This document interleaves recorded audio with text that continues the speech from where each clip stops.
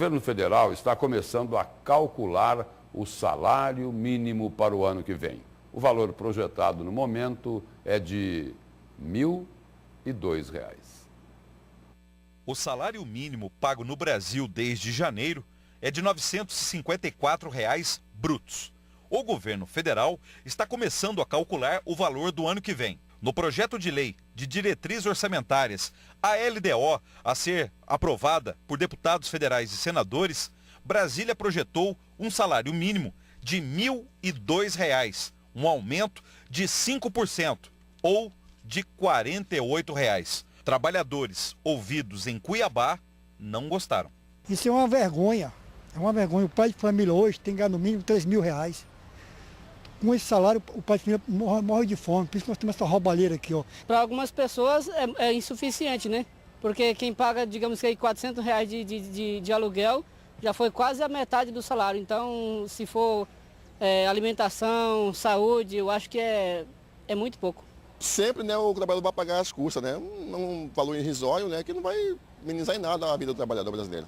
Hoje, como estamos vivendo no estado que nós estamos vivendo, uma inflação que na realidade não aparece para o governo, mas para o consumidor, para nós trabalhadores, ela aparece e não é pouca, ela realmente é um valor insignificante. O economista explica como o salário mínimo é calculado.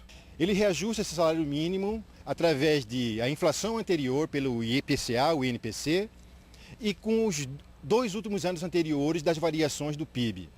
Então isso é que tem dado, sim, um crescimento real para essa política de valorização do salário mínimo. Todavia, quando você pega uma economia em crise, como foram os 2 ou até mesmo os 3 últimos anos, quando a variação do PIB basicamente foi negativa, e isso pega a condição de melhoria salarial dos trabalhadores. Mas R$ 1.002 ainda não é o valor definitivo do salário mínimo de 2019.